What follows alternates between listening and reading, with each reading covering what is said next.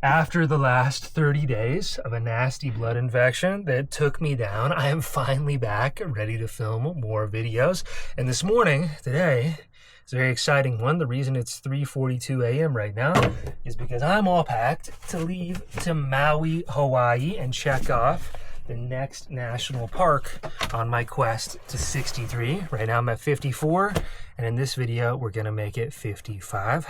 Let's go to Maui.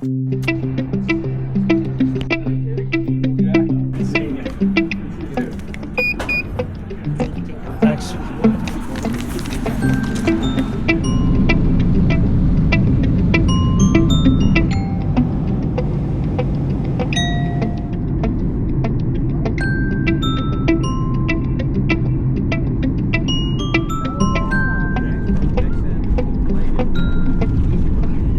All right, so this is Maui, one of the highest elevation islands everywhere. You can see the mountains over here in the distance, and we're gonna get to go up on some of those. That's why I'm here. If you followed last year's 2024 adventures on my channel at all, you know I spent a lot of 2024 checking off the last national parks in the lower 48 states. Congaree in South Carolina, Dry Tortugas in Florida, Guadalupe Mountains in Texas, and the Channel Islands in California. Now, I'm checking off the much harder to reach ones, and one of them is way up there at over 10,000 feet at the top of this island. House of the Sun, or Halekala, something like that, way up there. I'll promise I'll say it right by the time I leave. Post-production Jake here. That's wrong. I did not say the name right once this entire video. Here is the cute little rental car.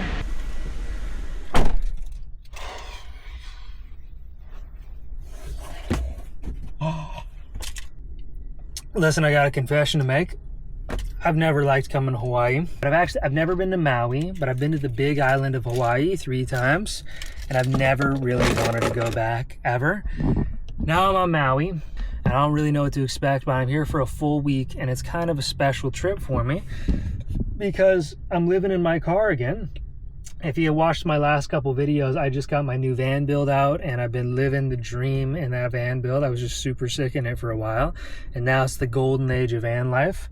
But now I get to remind myself of my roots, and I'm gonna be living in this car for the next 7 days. So I'm getting out into Maui right now. I just parked on the side of the road because I was getting car sick on this little windy road to Hana, and I saw this path into the jungle and the bamboo. This is like legit bamboo too. You come down here and check this stuff out. This is real bamboo. Like, that's really cool. So I don't know where this goes, but this is what I came to Maui for, to start checking this stuff out. So let's go see what's in the jungle.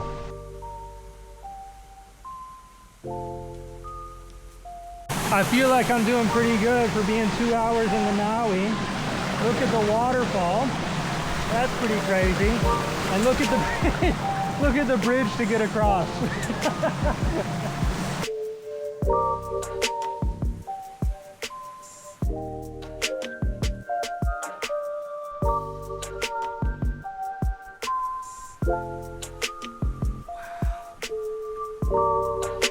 Okay, so I just found an open spot. So I'm gonna sit down and talk through all the stuff that's happening right now. First things first, you can see like the sunlight has disappeared. You can see it sprinkling through the cracks over here, but this bamboo forest is so thick. It just like, it swallows you.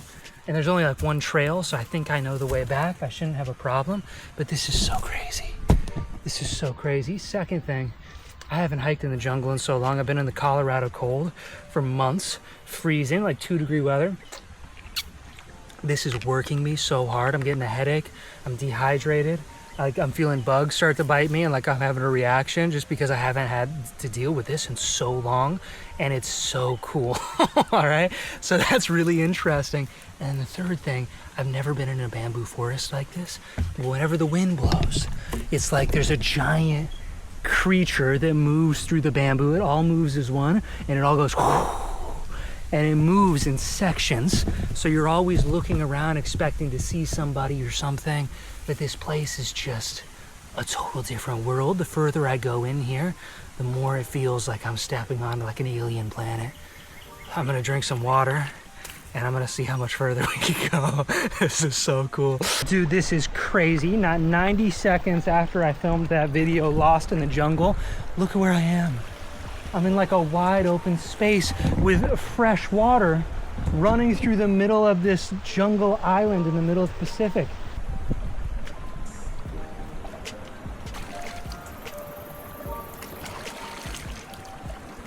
I haven't found a public access beach yet, but it doesn't get much better than that right there. Let's rally and move. Okay, second hike of this drive. I don't know where I'm at still. There's no cell service. Been driving for a long time. I'm pretty sure I'm jet lagged out of my mind, and I'm dealing with like borderline heat stroke. Is what it feels like, because I just almost threw up when I got out of the car. Those flights are hard, but look at this tree. That's a great tree. Look at that leaf. That's a great leaf.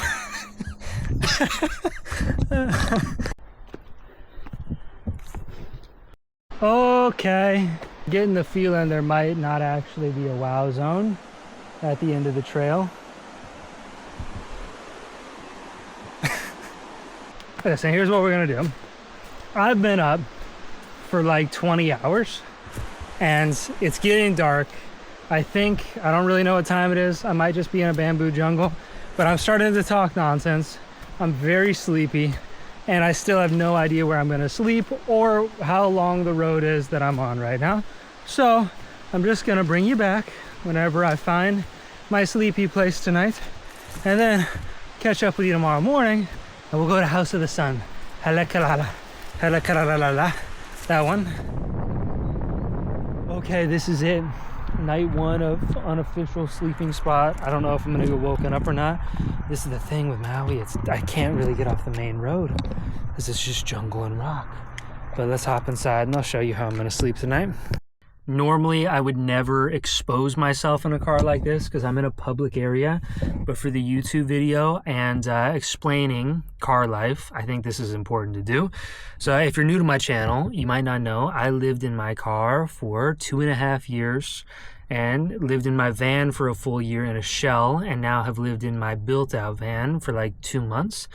I did this for a long time. I've been on the road full time for over 4 years. I know what it's like to live in a car. I've been to all 50 states in America. I've now lived in a car in all 50 states in America. And I want to walk you through what it's like because it's not always pretty. So I brought 2 blankets here. Here's my clothes. Here's some water. Here's some groceries, like some grapes and deli meat that I got today. This is the thing about living in a car. It's really fun. You get to go so many places. Right now I'm in Hana. I live in the dream in car life. However, being in a car also means that you become one of the hunted. What I mean by that is that you get a bounty hunter's mark on your back when you live in your car, not because you did anything wrong, but because you are part of the same group of people as the meth heads, the drug dealers, the hobo gangbang crazy people that steal cars. You're part of that group, whether you want to be or not. No matter how pure-hearted you are, you're part of that group until you prove that you're not to people. So you look at all these people that are walking by you, and they're all looking for reasons that they can call the cops on you. And I cannot tell you how many times I've been woken up in the middle of the night by the cops. But this is what happens when you live in a car. When you live in a van, you have some of the authority, knowing that it's a choice because you spent a ton of money building out this huge van, and people know that. When you live in a car, it's not the same thing, and people will come after you. There's people walking by my car checking me out right now, and they just waved at me. See, it's like they waved and laughed as we were walking by. There's a stigma that comes with this, and now people know that I'm here. Normally I wouldn't do this. I'd be hiding under my blankets. This is brutal, man. This is the part where it messes with my mentality a little bit to go backwards out of my van life and back to car life. But I did this for so long that I feel like I've got to come back to my roots a little bit right now and experience this in Maui. So I don't know if I'm going to be woken up in the middle of the night or not. I don't know if these people walking by me right now are going to knock on the window. And it's just a constant state of pure paranoia. Sucks, dude. So now I'm gonna pretend this is a normal car on the side of the road. No one's sleeping here. And I'm gonna wake up tomorrow and meet you at House of the Sun at the National Park. That one. Tomorrow I'm really gonna look this up and figure it out. Right now I just don't care enough and I'm way too tired. Good morning. Couple things about waking up in the car for the first time in a long time. I don't like living in a car. It sucks. I feel so unorganized and just cramped right now. I'm so used to having like a few more square feet to use in a van where I can stand up inside. Dude, I'm freaking out a little bit, okay? But we're gonna start the morning, good morning routine. I'm gonna correct a lot of the mistakes I used to make while I lived in a car. Just another point on why living out of a car sucks. I think this is gonna be the whole video theme. I got out of my car right over here, walked down here to this beautiful little church to start doing a little bit of stretching. A lady walked in right over there and she just saw me get out of my car and she went and turned right around, walked the other way. No one likes you when you live out of a car, man. And it hurts me a little bit, but we're out here making content, you know? All right, so one of the big mistakes I made for the first 2 years living on the road is I didn't stretch enough. When you sleep like this for 2.5 years, there's some serious physical consequences. Your body gets so tight, the back of my legs, my low back. It accumulated when I was in Michigan. I jumped off a sand dune and I shredded my hamstring. It's an injury I'm actually still recovering from to this day. So if you don't wake up in the morning and really stretch and flex everything out and use all your muscles, you're gonna have a problem.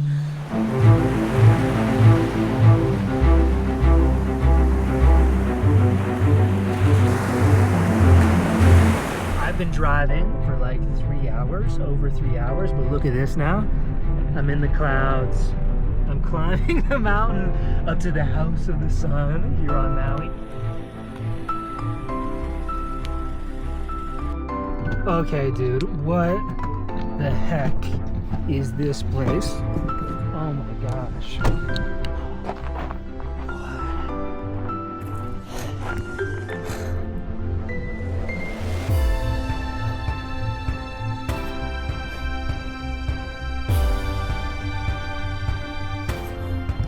I just saw something even crazier, so I'm leaving the car behind and I gotta take you down here. This is insane. Oh my gosh, here we are.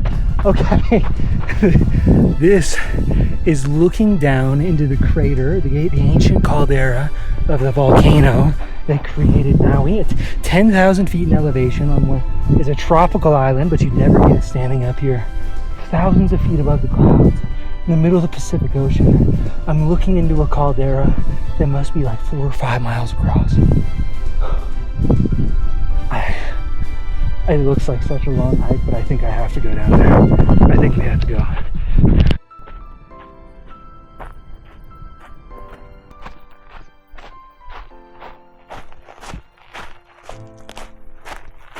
Look at this thing and imagine for a minute. Once upon a time, this was a crackling caldera filled with lava that was brimming and spilling out everywhere in such volume and intensity that it built all these mountains you can see around you. The very land I'm standing on was all lava. And once upon a time, who knows how many millions of years ago, this part of the caldera cracked away. It blew away, must have erupted, done something, and this lava spilled 15, 20 miles out to build the rest of Maui. All the rest of Maui, where I landed on the airplane, is all out there under the clouds that you could see right out here, and it was all because of this volcano. This volcano built the entire island, and just imagining this volume of lava is, I can't fathom it. It's such a tremendous force exerted upon the world that it just makes you feel so small. And I think it's really good to find places that make you feel small every now and then. This is insanity. After my solo adventure through the national park and checking out most of Maui, my mom came to join me for my final 5 days. We camped on the beach, we hiked mountains, and these are a few of those clips from the rest of that trip. It feels so good to be back on YouTube, so if you enjoyed the video and want to see more, you can check out the links in the description. Maybe even join me on a future trip to a place like this. But until then, stay wild, be free, and enjoy the rest. Look where you have to hike to camp down there. So, what you just learned about the observatory? It can track objects as small as a basketball more than 20,000 miles away. Just one massive telescope right there. Wow. Okay, wait, look at this though. Wow.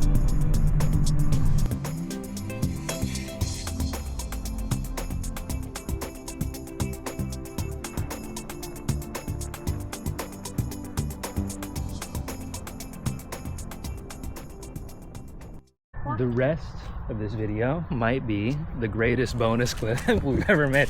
My mom has come to visit me here in Maui. We've been camping for the last couple days, and this morning we're going out on a whale kayaking tour. We don't know if we're gonna see whales. Snorkeling too. Snorkeling as well. And we don't know if they're out there, but we did see them from the shore the other day. And the idea of getting next to a breaching humpback whale sounds like the craziest thing ever, so wish us luck. And here we go. We left our guide behind. There was a couple that showed up, but they were still 10 minutes early, and I was so raring to go that I was like, all right, we're out. We gotta go take our opportunity while it's here. It is an impossible guessing game to say where the whales are gonna come up out here, but like right here, there's a blowhole of one right out here. It is right there, and it's probably just beyond the distance of the camera. Getting close enough to the whales that you can actually see them is probably very, very difficult.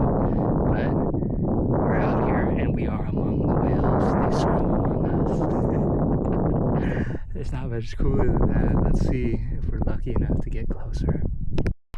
We are seeing a lot of whales come up right over here. A little baby one. Couple big ones. Here's our guide right up here. This is where all the kayakers seem to be hanging out.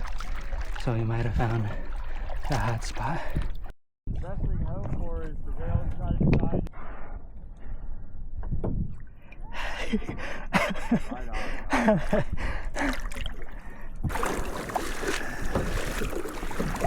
Alright, slow down a little one.